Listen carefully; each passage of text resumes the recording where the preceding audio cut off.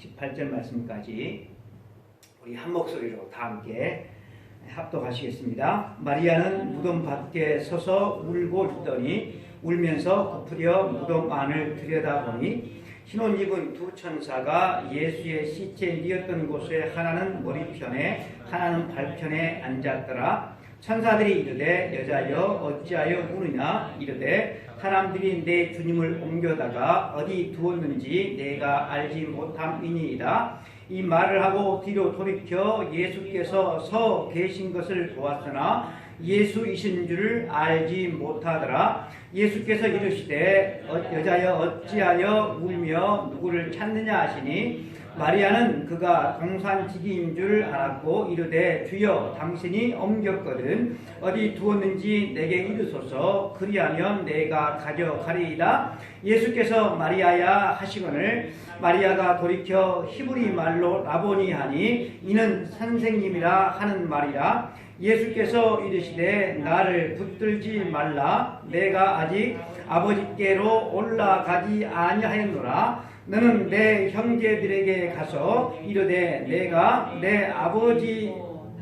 너희 아버지 내 하나님 곧 너희 하나님께로 올라간다 하라 하시니 막달라 마리아가 가서 제자들에게 내가 주를 보았다 하고 또 주께서 자기에게 이렇게 말씀하셨다 이르니라. 아멘. 이번 주도 부활을 믿습니까? 라고 하는 두 번째 같은 제목을 가지고 부활주일에 이어서 계속해서 부활에 관계된 하나님의 말씀을 증거하겠습니다. 막달라 마리아가 예수님께 바를 향품을 정성껏 준비해 두었다가 안식 후 첫날, 그러니까 주일이 되는 거죠.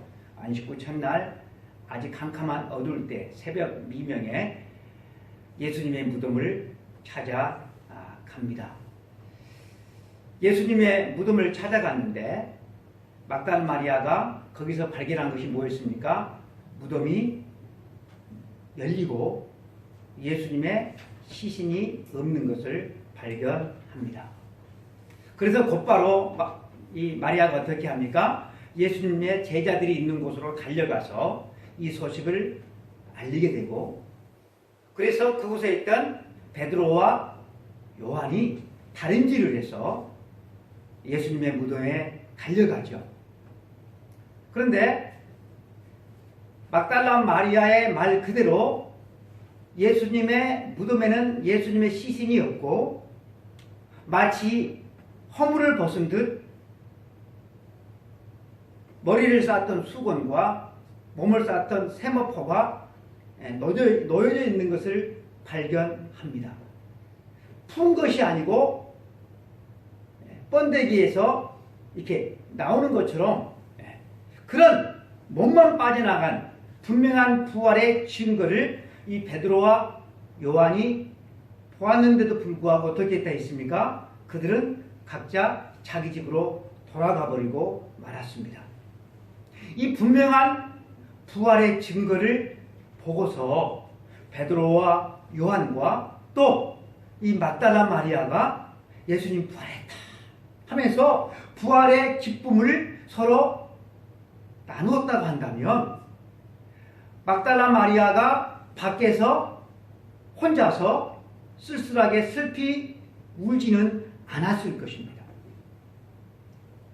분명한 이 부활의 증거를 가지고 있음에도 불구하고 울고 있는 이 여인의 울음은 그래서 참으로 안타까울 수밖에 없습니다. 그녀가 예수님의 부활을 믿지는 못했지만 분명한 사실은 이 마리아는 누구보다도 예수님을 진실되게 사랑했다라고 하는 것입니다.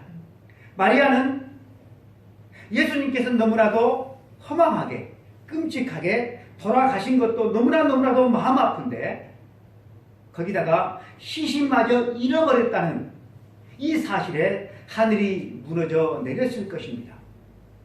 만약에 예수님의 시신을 로마 당국이나 또 유대 권력자들이 가져갔다고 하면 예수님은 다시 한번 수치를 당하게 될 것이 너무나도 분명했습니다.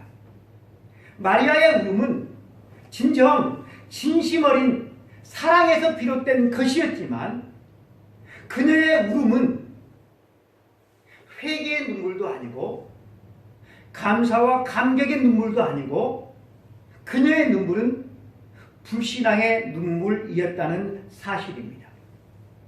마리아는 예수님을 사랑해서 좋은 뜻으로 울고 있지만 사실 이 마리아가 예수님의 부활을 믿었다고 한다면 그 자리에서 기뻐 춤을 춰야만 했을 것입니다.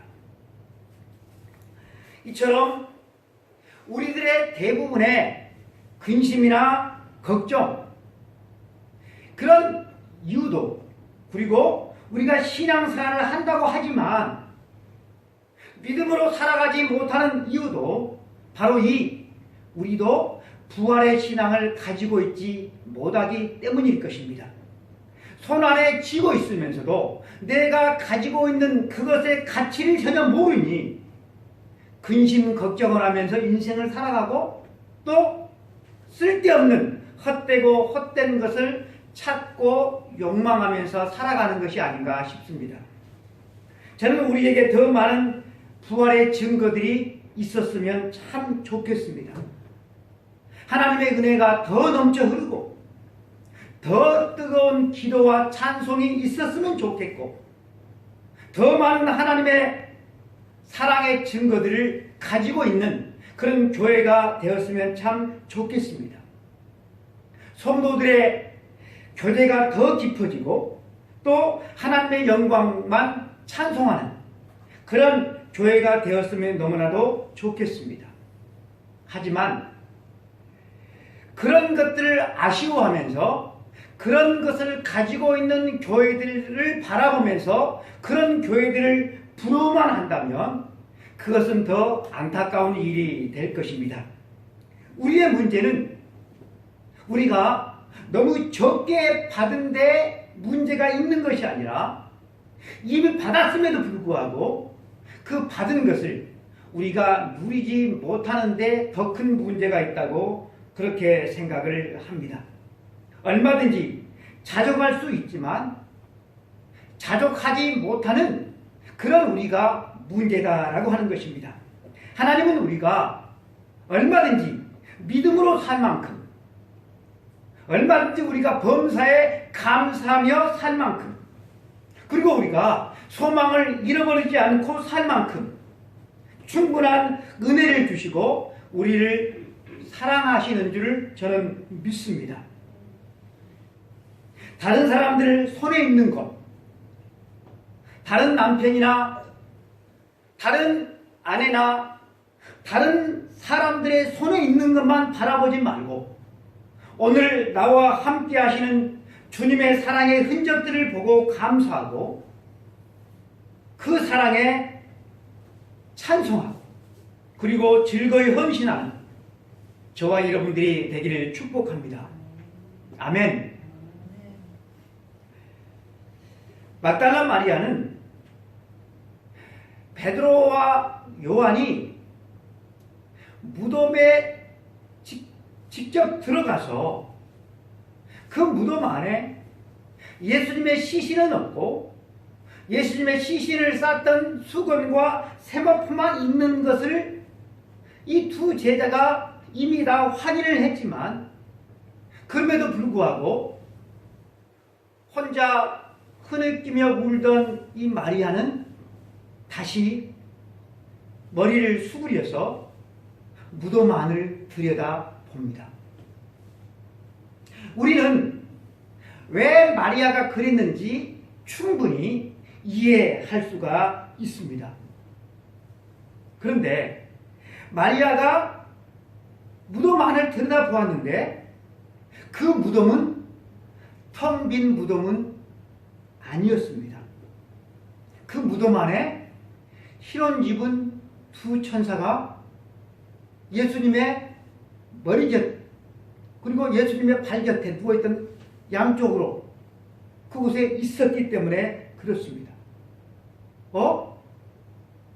조금 전까지만 해도 아무도 없었는데 언제 어떻게 들어간 것이지? 마리아는 소스라치게 놀랄 수밖에 없었을 것입니다. 진짜로 자기가 제대로 보고 있는 것인지 자기 눈을 의심할 수밖에 없었을 것입니다. 그래서 먼저 천사가 마리아에게 말을 합니다. 13절 말해 보니까 어찌하여 우느냐? 어찌하여 우느냐? 천사들은 먼저 이 마리아에게 예수님의 부활의 소식을 말해주지 않습니다. 그것이 마리아의 눈물을 그치게 할 가장 좋은 방법이었음에도 흐느껴 우는 큰 슬픔 속에 빠져있는 이 마리아에게 천사들은 예수님의 부활 소식을 말해주지 않습니다. 천사들은 이 여인이 울지 말아야 할 일에 지금 울고 있는 그 까닭을, 왜 울고 있는지 그 이유를 깨닫게 하시려고 무슨 질문을 합니까? 왜 우느냐? 이 질문은 마치 예수님께서 소경에게 무엇을 원하느냐? 라고 물었던 그 의미와 똑같아요. 천사들이 왜 이 마리아가 우는지 그 이유를 여러분 모르겠습니까? 알면서도 물었다라고 하는 거예요. 울 필요가 없는데 울고 있으니까. 그래서 그 원인과 그 이유를 알게 하려고 그 질문을 합니다. 예수님의 부활을 알지 못하는 마리아는 이 질문에 대답을 하지요. 사람들이 내 주님을 옮겨다가 어디 두었는지 내가 알지 못함이니이다. 마리아는 새벽에 예수님의 무덤에 와서 예수님의 이 시신이 없어지는 것을 본 순간부터 계속해서 무슨 생각을 가지고 있습니까? 사람들이 예수님의 시신을 훔쳐갔다, 어디다 옮겼다, 이 생각이 변함이 없었다라고 하는 것입니다. 그녀가 정말로 몰랐던 것이 여러분, 예수님의 시신의 소재이겠습니까? 이 마리아가 정말로 몰랐던 것이 무엇일까요? 예수님의 시신의 소재가 아니라 마리아는 예수님이 진짜로 누구신지를 몰랐던 것입니다. 예수님이 하나님의 아들 메시아라는 사실을 알았더라고 한다면 그분의 운명이 사람들에 의해서 좌우되지 않을 것도 그녀는 알았을 것입니다. 따라서 여러분, 우리가 하나님을 알고 예수님을 알고 또 성령을 아는 것이 얼마나 중요한지 모릅니다.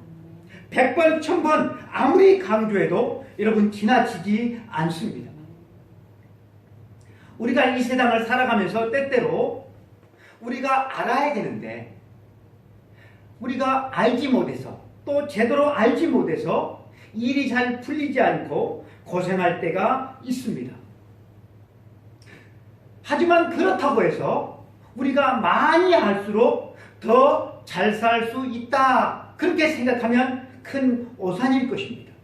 그것은 원하는 대학에 들어가면 내 인생도 잘 풀릴 것이라고 믿는 것만큼이나 순진한 생각입니다. 우리 인생에서 진짜로 큰 문제는 정말로 진짜로 알아야 될 것을 알지 못한 데에 있다라고 하는 것입니다. 진짜로 알아야 될 것이 무엇입니까? 바로 예수 그리스도이십니다. 예수 그리스도를 알지 못하니까 그래서 자꾸 헛힘을 쓰고 진짜로 슬퍼해야 될 일에는 슬퍼하지 아니하고 슬퍼하지 말아야 될 일인데 그것 때문에 애간장을 우리가 녹이는 것 아니겠습니까?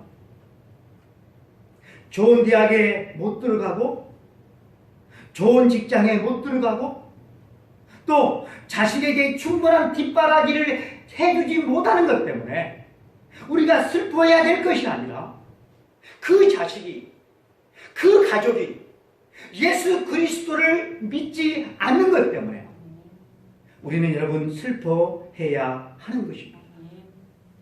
뿐만 아니라 내가 신앙생활을 한다고 하지만 내가 예수 그리스도를 잘 알지 못하고 잘 알지 못해서 온전히 섬기지 못하고 있는 그 사실 때문에 여러분 우리는 탄식하고 슬퍼해야 하지 않을까 싶습니다.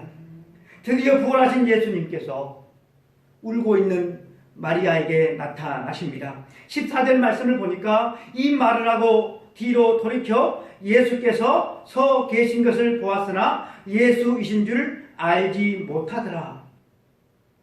예수이신 줄 알지를 못했어요. 인기척을 느껴서인지 아무 소리가 나지 않았는데 마리아는 뒤로 돌이켜 봅니다. 거기에는 한 낯선 남자가 서 있었습니다.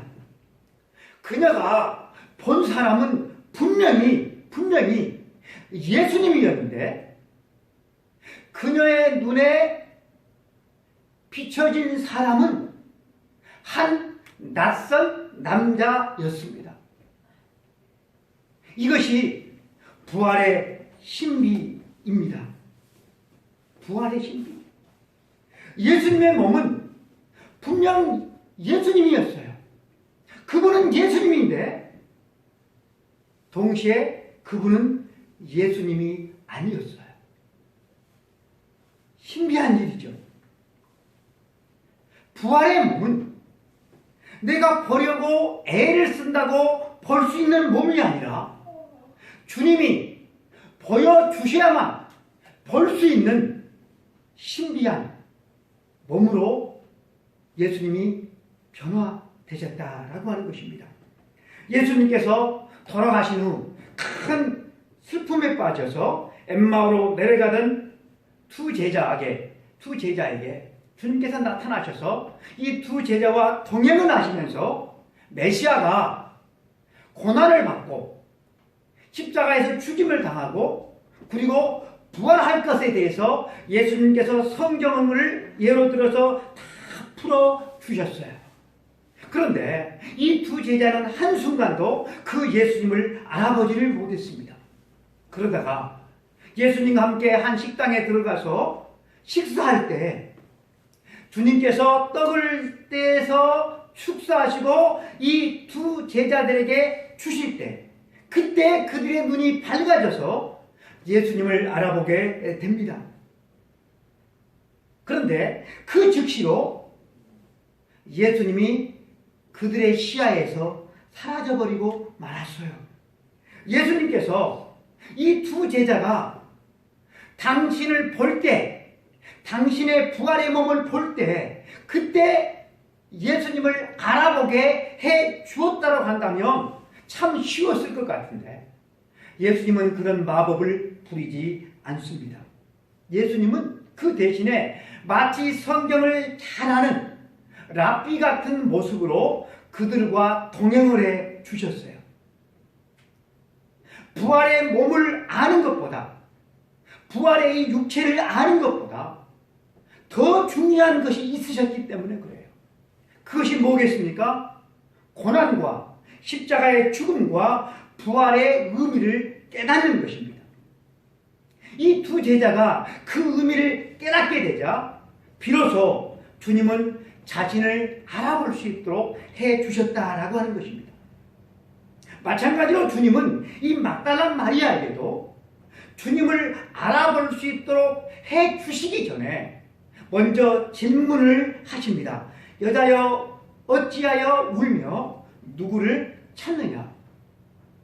천사들처럼 왜 우는지 그리고 또 누구를 찾는지 예수님께서 물으십니다.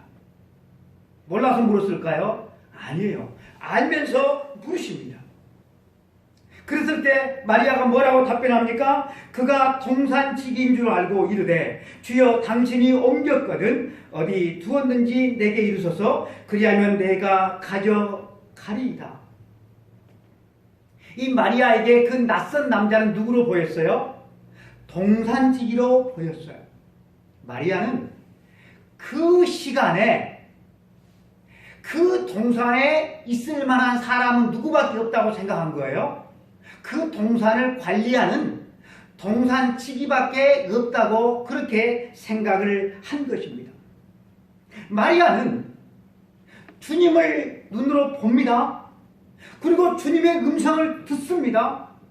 그럼에도 불구하고 마리아는 예수님을 알아보지를 못했다라고 하는 것입니다. 마리아의 말을 보면 마리아는 어느 정도 재력이 좀 있었던 것 같습니다. 누가복음에 보면 예수님의 그 시신이 있는 곳을 알게 되면 자신이 그 시신을 가져다가 예수님을 안치하겠다고 그렇게 말하는 모습을 우리가 보게 됩니다. 이 마리아의 마음이 여러분 얼마나 기특합니까? 이미 예수님께서는 돌아가신 지 3일이나 지났습니다.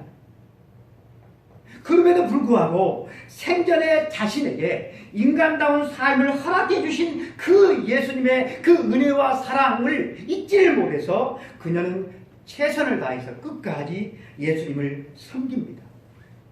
하물며 여러분, 이 마리아가 예수님께서 부활하셨다는 사실을 알게 되면 어떻게 되겠습니까? 그녀에게 예수님을 위해서, 그리고 예수님께서 말씀하신 그 하나님의 나라를 위해서 하나님께 무엇인들 드리지를 못하겠습니까?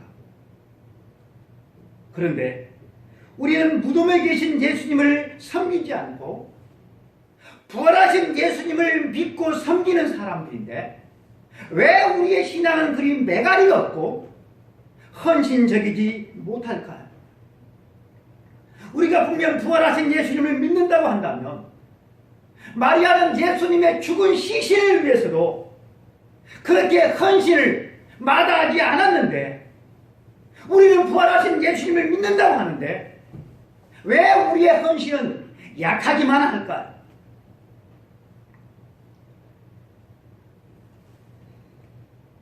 목사님들이 은퇴를 앞두고 살 곳을 정하고 그리고 살 집을 마련하는 것을 보게 됩니다. 목사님들이 은퇴를 하면 자기들이 살았던 그 사택에 살 수가 없어요. 그래서 은퇴하시는 목회자들은 자기 살 집을 장만하는 이것이 필수입니다. 그래서 저희 부모님도 은퇴해서 이곳에 아파트를 장만하시고 오신 것이잖아요. 저도 이제는 조금씩 나이를 먹어가니 은퇴하면 어디서 살까? 그 생각을 가끔씩 해봅니다. 저는 시내에서는 살 마음이 없거든요. 제가 만일 은퇴한 다음에 나는 백아도에서 한번 살아야 되겠다. 그쪽에 다리가 낮았으니까 처갓집도 좀 가깝고 요수도 좀 이렇게 괜찮으니까 백아도쯤에서 살았으면 좋겠다. 그렇게 생각을 하고 백아도를 자주 들려요. 그래서 땅을 알아보기도 하고 또 집을 알아보기도 하고 그러다가 마침 마음에 맞는 집이 하나 났어요. 그러면 제가 그 집을 이제 사죠. 그 집을 사면 어때요? 집을 수리하고 집을 정리하면서 그러기 위해서 자주 그 집을 다니겠죠. 들락날락거리겠죠. 뿐만 아니라 이 시내 이 여수에 있으면서도 어때요? 그 집을 종종 생각하겠죠. 그것은 당연한 것입니다. 그런데 일이 이렇게까지 진행되었음에도 불구하고 저희 집사람은 자기는 안 가겠다고. 자기는 거기 섬에 안 가겠다고. 가려면 당신은 혼자 살라고. 나는 어머님이 사시던 아파트에 살겠다고. 그렇게 하면 어떻게 돼요? 골치 아파지죠. 아주 골치 아파질 거예요. 모든 사람들은 여러분 삶의 은퇴를 합니다. 그리고 사후의 삶을 살게 됩니다. 우리 예수님을 믿는 사람들은 천국과 지옥을 믿습니다. 예수 믿는 사람들은 천국을 가죠. 그런데 그 천국을 생각하지 아니하고 떠나갈, 계속해서 이 세상의 삶만 집착하고 그 영원한 그 천국, 영원히 살 그 천국을 위해서 준비하지 않는다고 한다면 그 사람은 천국에 갈 마음이 전혀 없는 것 아니겠습니까? 부활하신 예수님은 마리아에게 나타나셨어요. 그리고 부활하신 예수님은 그 마리아의 순수한 사랑을 아셨어요. 여러분들의 마음은 예수님 앞에 어떻게 비춰지고 있을까요? 예수님은 마리아를 부르십니다. 16절 말씀에 보니까 예수께서 마리아야 하시거든요. 마리아가 생전에 듣던 예수님의 음성을 듣습니다. 7 귀신에게 자신이 유린을 당하고 있을 때 마리아가 겪었던 그 고통, 사람들의 놀림, 수치, 흘렸던 눈물, 하나님께 대한 원망, 그리고 숱한 간절한 기도, 이 모든 것들을 다 아시는 예수님께서 자신을 고쳐주시고 자신에게 참된 자유를 주셨어요. 그리하여 맹인 바디메오가 눈을 뜬 후에 길에서 예수님을 곧바로 따랐던 것처럼 이 마리아도 여생을 이제는 예수님을 수발하면서 살아야 되겠다고 결심하고 예수님과 동행을 했습니다. 예수님과 바꿀 수 있는, 예수님보다 중요한 것이 이 마리아에게는 아무것도 없게 되었습니다. 그런 예수님께서 온갖 조롱과 수치를 다 겪으시고 너무나도 끔찍하게 십자가에서 돌아가셨을 때 마리아는 온 세상을 잃은 듯 했을 것입니다. 그래서 마리아는 다른 제자들이 다 뿔뿔이 흩어지고 도망갔던 그 순간에도 예수님의 그 십자가의 곁을 끝까지 지켰습니다. 그런데 어떻게 그 예수님의 음성을 잊을 수가 있겠습니까? 양이 목자의 음성을 어떻게 잊을 수가 있겠습니까? 마리아가 돌이켜 히브리 말로 라보니 하니 이는 선생님이라. 라보니, 이 말은 아람어입니다. 아람어. 뜻은 나의 선생님이라고 하는 매우 친근하고 기쁨에 겨운 탄성 소리입니다. 마리아의 눈에 비친 사람은 평범한 동산직이었지만 예수님이 아니라 마리아의 눈에 보이는 사람은 평범한 동산직이었지만 그녀의 귀에 들려진 그 음성은 예수님의 음성이었기 때문에 그 동산지기처럼 보이는 그 사람이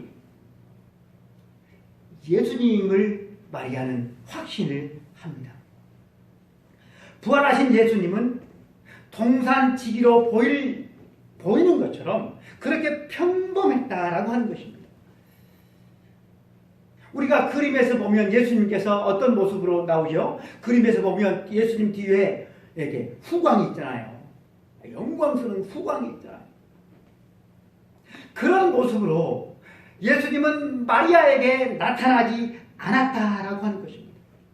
이 마리아는 예수님의 모습을 보고 그분이 예수님인 줄 알아본 것이 아니라 자기 이름을 부르는 예수님의 음성을 듣고 예수님을 알아봅니다. 너희 근심이 도리어 기쁨이 되리라 라고 말씀하신 예수님의 이 말씀이 현실이 되었습니다. 예수님의 시신이 사라진 것 때문에 무덤을 떠나지를 못하고 흐느껴 울면서 무덤 안을 부풀려보던 그 슬픔이 이제는 기쁨과 환희로 바뀌어졌습니다. 할렐루야.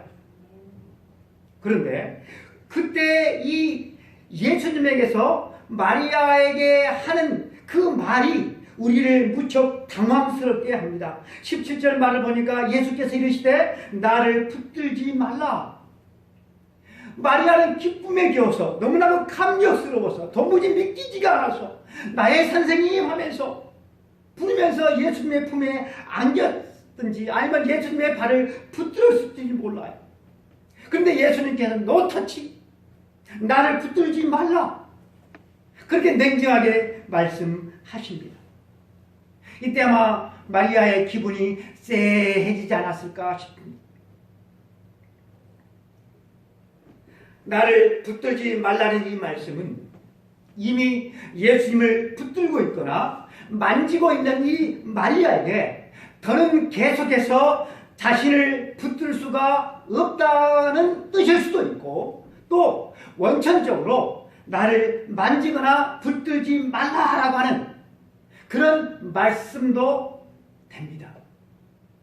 그런데 여러분, 후에 우리 주님께서 도마에게 나를 만져보라, 내 손을 만져보고 내 옆구리에 손을 넣어보라 라고 하는 이 말씀을 보면 접촉 금지 명령은 아닌 것 같습니다.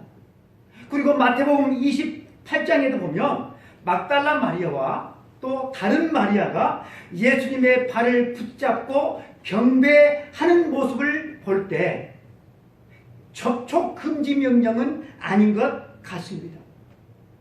그렇다고 한다면 이 나를 붙들지 말라고 하는 이 말씀은 도대체 무슨 뜻이고 어떤 이유에서 주님께서 이 말씀을 하셨을까요? 주님께서 그 이유를 이렇게 말씀을 하십니다. 내가 아직 아버지께로 올라가지 아니하였노라. 내가 지금 한시도 급하게 지금 바로 내가 아버지께로 하늘나라로 올라가야 되니 내 길을 막지 말라 라고 하는 뜻이 아닙니다. 주님은 그 후로도 40일간 제자들과 함께 더 머물러 계셨기 때문에 그렇습니다. 아마 아직 부활의 참된 의미를 잘 알지 못하는 이 마리아에게 그 의미를 설명해 주시기 위한 그런 말씀이 아닌가 생각을 해봅니다. 주님의 부활은 마치 나사로의 소생처럼 육신의 생명이 다시 이전에 자기 몸으로 들어가는 것이 아닙니다. 예수님이 다시 제자들과 함께 이전의 삶으로 돌아가시기 위해서 예수님께서 부활하신 것이 아니다라고 하는 것입니다. 하지만 이 마리아는 다시 이전의 삶으로, 그 꿈과 같은 그 이전의 삶으로 다시 돌아갈 것이라고 생각을 하고 예수님의 발을 붙들었을 것입니다. 하지만 여러분, 주님의 부활은 죽기 전의 상태로 돌아가서 제자들과 영원히 함께하기 위해서 부활하신 것이 아니라 아버지께로 올라가시기 위한 부활이었다는 사실입니다. 이 마리아가 붙든 예수님의 몸은 이 세상에서 제자들과 함께 영원히 살 그런 여전의 몸이 아니었다라고 하는 것입니다.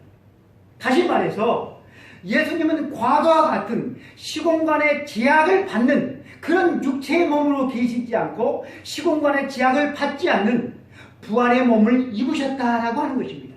그리고 다시 하나님의 보좌 우편에 계시는 영광의 하나님이 되실 것이기 때문이었습니다. 그렇다고 해서 여러분, 더는 주님을 보거나 만질 수가 없기 때문에 주님과의 교제가 더 실감이 나고, 그리고 주님과의 더 진한 교제를 나눌 수가 없게 되는 것은 결코 아닙니다. 주님은 앞서서 이렇게 말씀을 하셨죠. 내가 떠나가는 것이 너희에게 유익이다 말씀하셨어요. 부활의 주님을 붙들고 있는 것이 유익이 아니라 부활의 주님을 아버지께로 보내드리는 것이 더 유익이다라고 말씀을 하십니다. 왜요? 그래야만이 보혜사 성령님을 보내주실 것이기 때문에 그래. 비록 우리의 눈으로 더 이상 보지 못하고 우리의 손으로 만질 수가 없어도 성령님으로 말미암아 주님께서 주시는 말씀을 우리가 깨닫게 되어지고 때와 장소를 가리지 아니하고 언제 어디서든지 성령으로 말미암아 주님과 교제를 할 수 있기 때문에 그렇습니다. 그래서 여러분, 마리아가 가야 될 길이 따로 있는 것이고 그리고 예수님께서 가셔야 될 길이 따로 있는 것입니다. 예수님께서 가셔야 될 길은 하나님 보좌 우편에 앉으시는 길이고 마리아가 가야 될 길이 무엇입니까? 17절 말씀을 보니까 너는 내 형제들에게 가서 이르되 내가 내 아버지 곧 너희 아버지 내 하나님 곧 너희 하나님께로 올라간다 하라. 마리아가 가야 될 곳, 가서 해야 될 것이 무엇입니까? 제자들에게 가서 예수님의 말씀을 전하는 일이었습니다.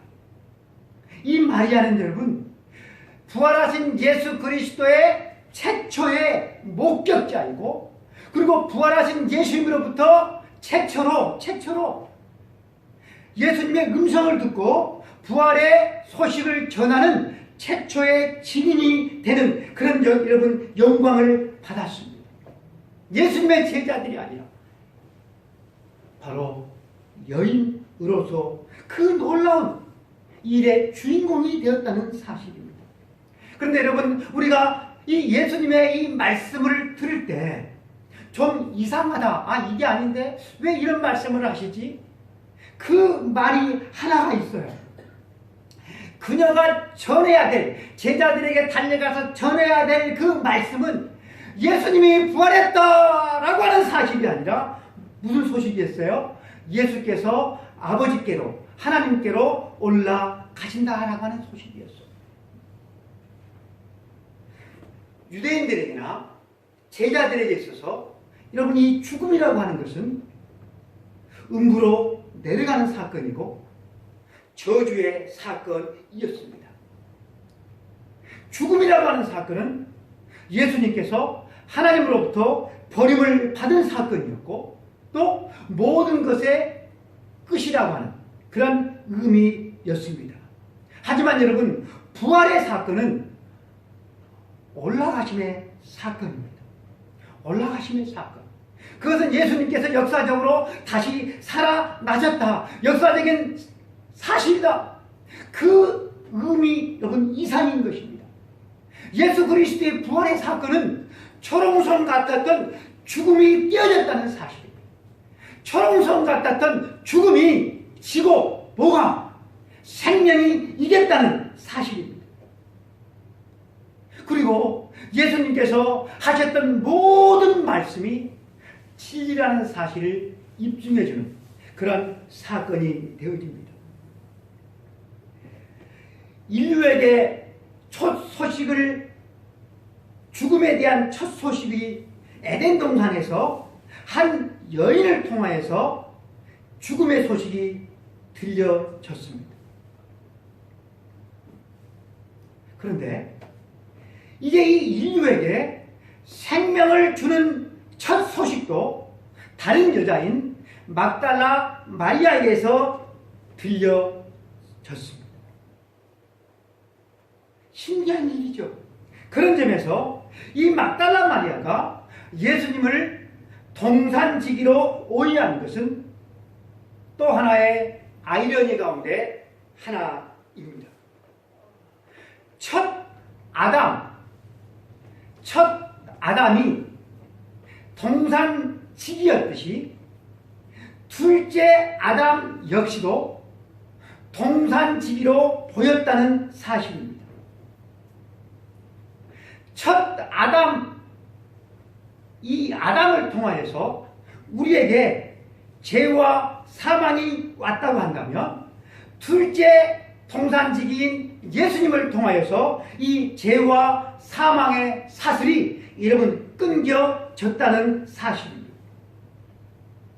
이 놀라운 사실을 전하고 또 예수님께서 하나님께로 올라가시는 소식을 전하기 위해서 마리아는 제자들에게로 달려갑니다. 그리고 이 부활의 소식을 믿고 아는 우리들도 이 부활의 소식을 들고 다른 사람에게로 달려가야 하는 것입니다.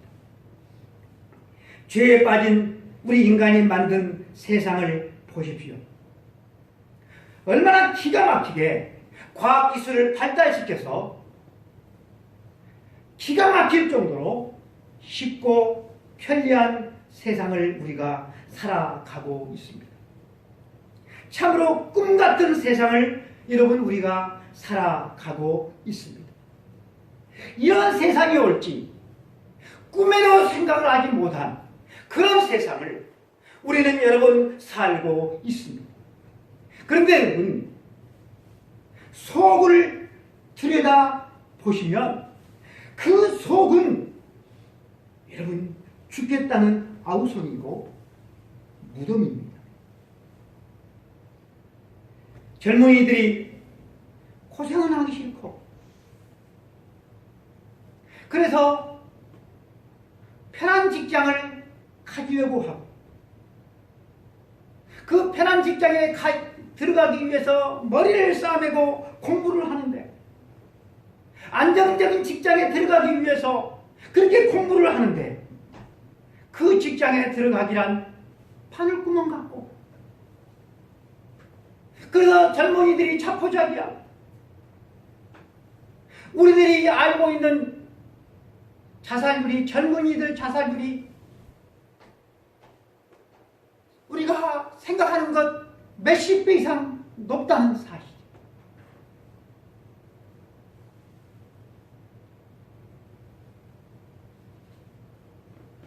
젊은이들만 이 끔찍한 세상을 삽니까? 중년들이라고 편합니까? 노년들에게는 무슨 희망이 있습니까?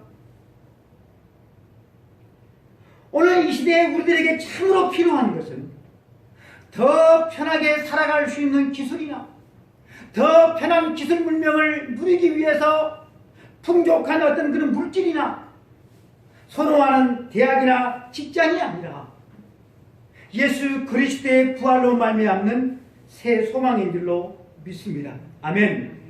주님의 이 부활과 재림이 정말로 우리에게 믿어지는 현실이 된다고 한다면 우리는 이전과 전혀 다른 생각을 하고 전혀 다른 삶을 일구게 될 것입니다. 물질 만능주의 이 현실 세상에 굴복하지 아니하고 이 썩어질 세상 것에 연연하지 아니하고 먼저 그의 나라와 그의 의를 구하며 선한 일에 부유하며 천하보다 귀한 영혼을 살려내기 위해서 몸부림치는 삶을 살아낼 것입니다. 그리고 한 번이라도 더 예배드리기 위해서 예배를 사모하게 될 것입니다. 이것보다 더 소중하고 가치 있는 것이 없음을 확신하기 때문입니다. 기도하겠습니다. 하나님 아버지 감사합니다. 예수 그리스도의 부활이 아무리 역사적인 사실이라 할지라도 우리 한 사람 한 사람이 나의 부활로 믿지 않으면 예수 그리스도의 부활은 나와 상관이 없습니다. 우리는 무덤에 계신 예수님을 믿는 사람들이 아니라 3일 만에 부활하시고 하나님 우편에 오르시고 다시 장차 세상을 심판하러 오실 만왕의 왕이 되시는 하나님의 아들 예수 그리스도를 믿습니다. 그런데 우리의 신앙은